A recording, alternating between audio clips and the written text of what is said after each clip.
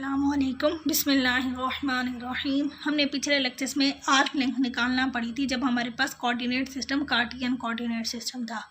अब हम arc length निकालेंगे जब हमारे पास जो सिस्टम है वो हमारे पास पैरामेट्रिक फॉर्म में होगा। Find the arc length where the curve is given in parametric form. Arc length in Cartesian coordinate system में हमारे पास जो थी उसकी वैल्यू हमने निकाली थी। अगर हम एक्स एक्सिस के अलॉन्ग देख रहे होंगे तो आर्क लेंथ हम ऐसे निकालेंगे x nought to x square root of 1 plus d Y by D x whole square d x. और अगर हम with respect to y integrate करेंगे तो s is equal to y nought to y 1 plus d x over d y square d y था। अब हमारे पास जब कर्व गिवन होगा पैरामेट्रिक फॉर्म में तब हमने आर्क लेंथ कैसे निकालनी है उसका मेथड हम लोग इस तरह से देखेंगे। We now find the corresponding equation when the curve is given in parametric form. यानी कि हमने ये वाली जो इक्वेशन हमने कार्टियन फॉर्म में निकाली थी, अब इन्हीं इक्वेशन को हमने ड्राइव करना है, यानी कि आर्क लेंथ को ड्राइव करना है जब कर्व हमारे पास पैरामेट्रिक फॉर्म में होता है। पैरामेट्रिक फॉर्म क्या होती है? जब एक्स और वाई किसी तीसरे वेरिएबल पे डिपेंड कर रहे हो। जैसे अब यहाँ पे एक्स फंक्शन है टी का, वाई भी फंक्शन है टी का, और टी हमारे पास कोई पैरामीटर होता है। अब सपोज अगर उसकी वैल्यू जो है ना इन ग्रेटर और equal to alpha and less than और इक्वल टू बी है, यानी उसकी जो वेरिएशन है अल्फ़ा से लेके बी तक है। अब यहाँ पे जो एफ ऑफ टी है और जी ऑफ टी, ये दो फंक्शंस हैं। ये फंक्शन और इनके डेरिवेटिव्स जो होंगे वो कंटिन्यूस होंगे, और एफ डैश टी जो है वो do not vanish in the given interval. Interval क्या है? अल्फ़ा से लेके बी तक। ये वेरिएशन है टी की अल्फ़ा से लेके बी तक, या उसकी हम कह सकते हैं कि टी जो चेंज हो रहा है वो कहाँ से कहाँ तक होगा? अल्फ़ा से लेके बी तक। उसका जो इंटरवल है अल्फ़ा से बी है। इसी इंटरवल में एफ डैश टी की वैल्यू 0 नहीं होनी चाहिए। अभी मैं बताती हूँ आप लोगों को कि 0 क्यों नहीं होनी चाहिए। अब x की वैल्यू है एफ ऑफ टी, वाई की वैल्यू है जी ऑफ टी, तो इसका डेरिवेटिव लेंगे विद रिस्पेक्ट टू टी। क्योंकि x डिपेंड कर रहा है टी पे, तो हम t से डेरिवेटिव लेंगे d x by d t is equal to f dash t. ये भी टी पर डिपेंड कर रहा है, तो इसका डेरिवेटिव क्या होगा? D Y by t t is equal to g dash t. अब यहाँ पे हम चेन रूल यूज़ करेंगे क्योंकि हमें तो ये वाली इक्वेशन ड्राइव करनी है, तो हमें d Y by D x की वैल्यू चाहिए और डी एक्स की वैल्यू चाहिए। तो d Y by D x क्या हो जाएगा? D Y by d t by D x. Chain rule use करेंगे। चेन रूल हम कब यूज़ करते हैं? जब कर्व हमारे पास पैरामेट्रिक फॉर्म में होता है, या दूसरे लफ्ज़ों में एक्स और वाई किसी तीसरे वेरिएबल पर डिपेंड कर रहे होते हैं। यहाँ पे जैसे अब टी पे डिपेंड कर रहे हैं, तो d Y by d t की वैल्यू जी डैश टी है और d t by D x चाहिए। यहाँ d x over d t है, तो हम इसका रेसिप्रोकल ले लेंगे 1 ओवर एफ डैश टी। अब सपोज अल्फ़ा पे फंक्शन की वैल्यू एफ की वैल्यू ए आ रही है और बीटा पे हमारे पास बी आ रही है। फिर अब हमारे पास एक्स की वैल्यू क्या थी? एफ ऑफ टी, और तो डी एक्स हमारे पास क्या होगा? F dash T D T. ये हम वैल्यू यहाँ से भी निकाल सकते हैं। डी एक्स की वैल्यू निकालने तो F dash T D T आएगा। अब सारी वैल्यूज़ हमने इस इक्वेशन पे पुट कर देनी है। यहाँ अगर इंटीग्रेशन एक्स से लेंगे तो वेरिएशन भी एक्स की होंगी, वाई की लेंगे तो वाई से होगी। अब यहाँ पे वेरिएबल टी है, तो यहाँ पे हम वेरिएशन जो लेंगे या रेंज ऑफ इंटीग्रेशन लेंगे वो टी की लेंगे। तो एस टी की वेरिएशन अल्फ़ा से लेके बीटा तक है 1 plus G dash T over F dash T का स्क्वायर, यानी कि ये किसकी वैल्यू है? D Y by D x की वैल्यू है, और ये किसकी वैल्यू है? डी एक्स की वैल्यू है।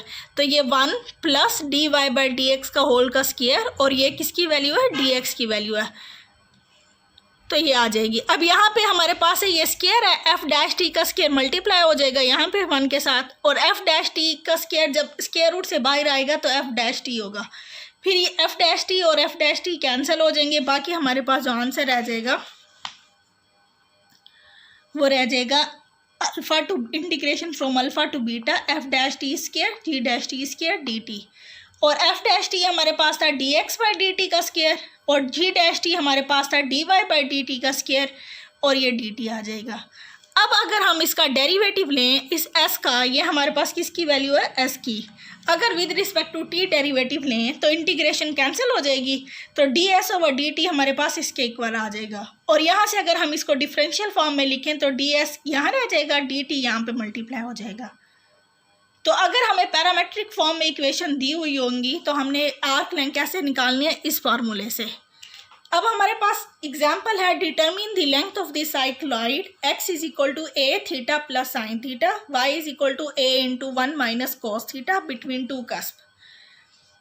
अब साइक्लॉइड किसे कहते हैं? जब एक सर्कल हमारे पास स्ट्रेट लाइन पे रोल करता है तो जो हमारे पास पाथ बनता है उस सर्कल का, तो उसको हम साइक्लॉइड कहते हैं। जब एक कर्व दूसरे कर्व पे रोल करता है, जैसे अब हमारे पास एक सर्कल है, सपोज वो रोल कर रहा है एक्स एक्सिस पे इस तरह, तो अब जैसे जैसे ये एक्स एक्सिस को ये टच करेगा तो जो पाथ बनेगा उसको हम क्या कहते हैं? साइक्लॉइड कहते हैं। तो अब अगर सपोज ये यहाँ पे भी टच कर एक्स एक्सिस को, यहाँ पे भी, ये दो कस्प हो जाएंगे, जिस पॉइंट पे टच करेगा उसको हम कस्प कहेंगे, और यहाँ पे एक्स एक्सिस को जहाँ पे वो कर रहा है वहाँ पे थीटा की वैल्यू 0 होगी। अब जब ये ए प्राइम से ए तक हमारे पास आएगा कर्व, यानी कि ये इसकी लेंथ हमारे पास होगी, तब थीटा चेंज होगा -π से लेके पाई तक। अब हमने लेंथ डिटरमिन करनी है साइक्लॉइड की, और हमारे पास साइक्लॉइड की इक्वेशन क्या दी हुई है? ये x is equal to a into theta plus sine theta, y is equal to a into 1 minus cos theta. जब हमारे पास पॉइंट मूव करेगा, सपोज अगर एक सर्कल के ऊपर मैं एक छोटा सा पॉइंटर लगा दूं, तो वो जैसे जैसे रोल करेगा तो पॉइंटर से जो हमारे पास पाथ बनेगा उसको हम साइक्लॉइड कहते हैं। तो जब पॉइंट मूव करेगा from cusp a prime to the next cusp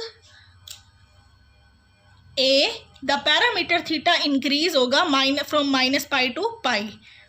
यहाँ से एंगल चेंज होगा -π से लेके पाई तक, और यहाँ पे जो वर्टेक्स है, वर्टेक्स कहते हैं जहाँ पे कर्व एक्स एक्सिस को टच करेगा, तो यहाँ पे हमारे पास एंगल की वैल्यू क्या होगी? 0 होगी।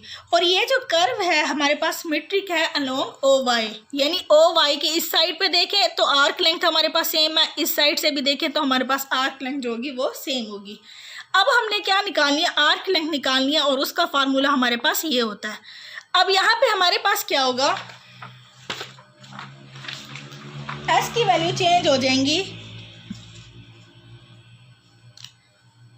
एस हमारे पास है -π to pi dx over dt का होल का स्क्वायर, dy बाई dt का होल का स्क्वायर, और dt, ये हमारे पास आर्क लेंथ होती है।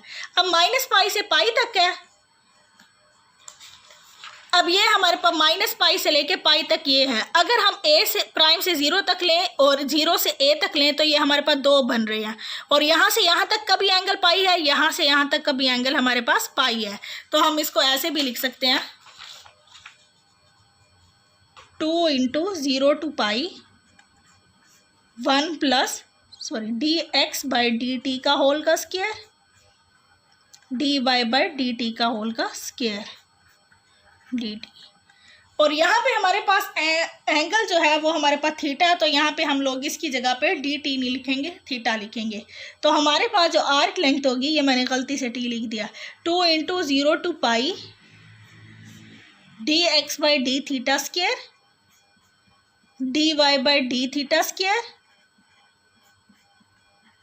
D theta. तो ये हमारे पास सारी जगह पे थीटा हो जाएगा।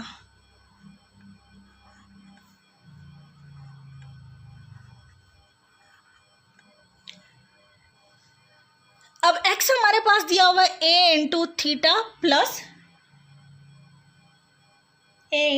प्लस साइन थीटा, और y हमारे पास गिवन है a into 1 minus cos theta.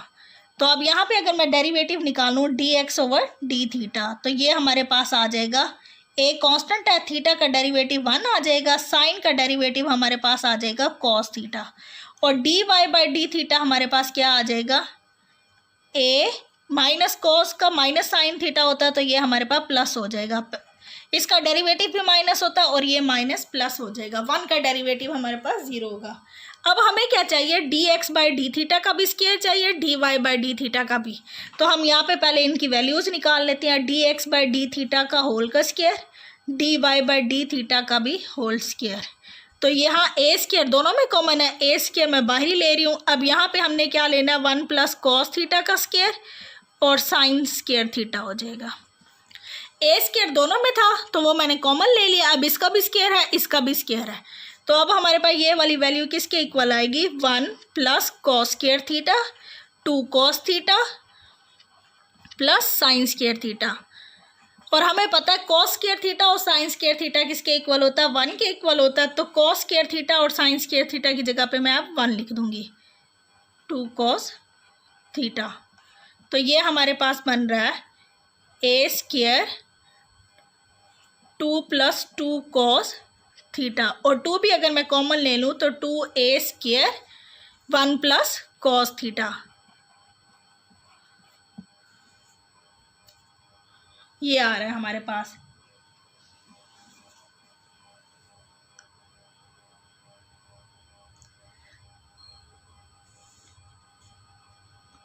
और यहाँ पे हमारे पास इसकी वैल्यू होती है 2a स्क्वायर, ये हमारे पास होता है 2 कॉस स्क्वायर थीटा ओवर 2।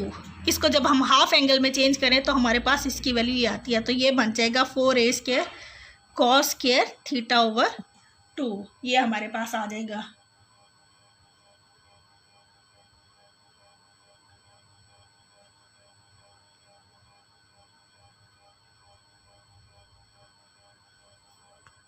ये जो हमने dx/d थीटा का स्क्वायर और dy/d थीटा की वैल्यू निकाली है, dx/d थीटा का स्क्वायर, dy/d थीटा का स्क्वायर, इस वैल्यू को हम किस में पुट कर देंगे, इस आर्क लेंथ वाली इक्वेशन में पुट कर देंगे।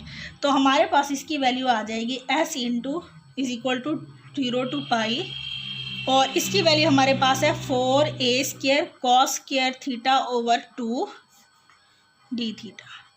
तो अब ये हम इसका स्क्वायर रूट जब निकालेंगे तो हमारे पास क्या आएगा, 2a cos theta by 2 d theta integration from 0 to pi 2।